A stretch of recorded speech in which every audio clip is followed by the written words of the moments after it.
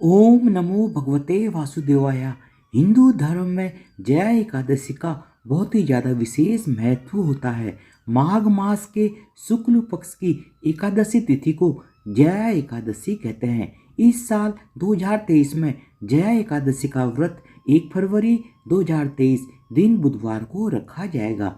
इस दिन व्रत रखते हुए भगवान विष्णु की पूजा की जाती है। जया एकादशी को भूमि एकादशी और भीष्म एकादशी के रूप में भी जाना जाता है। जया एकादशी 2023 की तिथि पंचांग के अनुसार जया एकादशी की तिथि 31 जनवरी 2023 सुबह 11:53 पर शुरू होगी और 1 फरवरी 2023 दिन बुधवार को दोपहर 2:01 पर समाप्त होगी। शास्त्रों में उदया तिथि के अनुसार ही एकादशी का व्रत मान्य होता है, इसलिए 1 फरवरी 2023 दिन बुधवार को जया एकादशी का व्रत रखा जाएगा। जया एकादशी 2023 का मुहूर्त। जया एकादशी 2023 का व्रत 1 फरवरी 2023 दिन बुधवार को रखा जाएगा। माघ शुक्ल एकादशी की तिथि प्रारंभ होगी 31 जनवरी 2023 को सुबह 11:53 पर और माघ शुक्ल एकादशी की तिथि समाप्त होगी 1 फरवरी 2023 को दोपहर 2:01 पर।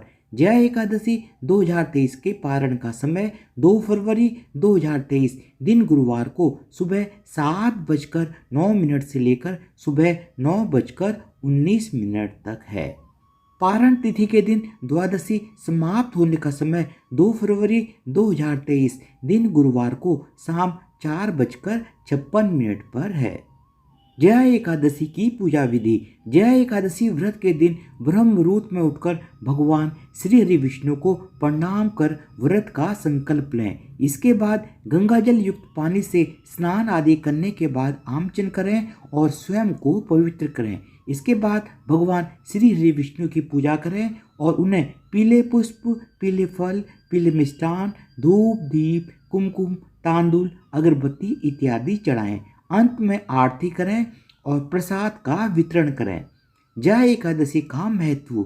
भगवान श्री कृष्ण ने युधिष्ठिर को जया एकादशी के महत्व के बारे में बताया था कि यह व्रत ब्रह्म हत्या जैसे पाप से भी मुक्ति दिला सकता है। जया एकादशी को बहुत ही ज़्यादा पुण्यदायी माना गया है। धार्मिक मान्यता है कि इस एकादशी का व्रत करने से व्यक्ति नीच योनि से जैसे भूत, प्रेत, पिशाच की योनि से मुक्त हो जाता है। जया एकादशी व्रत करने से व्यक्ति को अश्वमेध यज्ञ के समतुल्य पुण्य की प्राप्ति होती है। जया एकादशी की व्रत कथा। एक समय नंदन वन में उत्सव का आयोजन हुआ जिसमें सभी देव और ऋषि मुनि शामिल थे। उस उत्सव में गंधर्व कन्याएं नृत्य कर रही थी और गंधर्व गीत गा रहे थे। उनमें माल्यवान नाम का एक गंधर्व गायक और पुष्पवती नाम की एक नृत्यांगना थी। माल्यवान को देखकर पुष्पवती उस पर मोहित हो गई। वह माल्यवान को रिझाने लगी।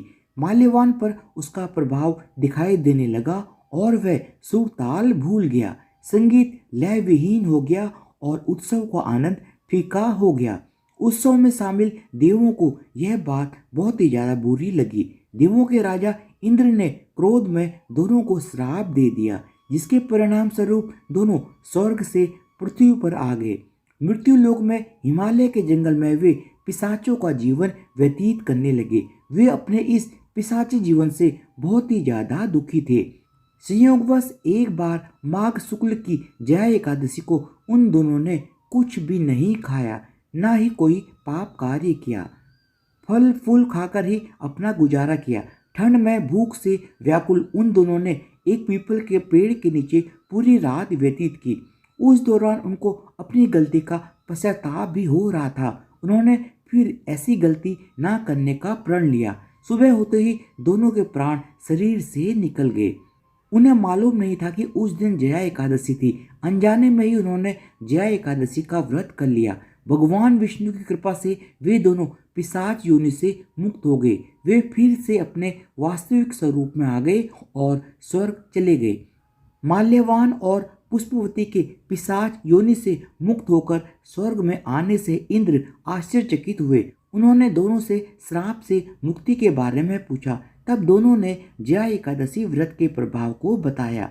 उन्होंने कहा कि उनसे अनजाने में ही जया एकादशी का व्रत हो गया। भगवान विष्णु की कृपा से वे दोनों पिशाच योनि से मुक्त हो गए।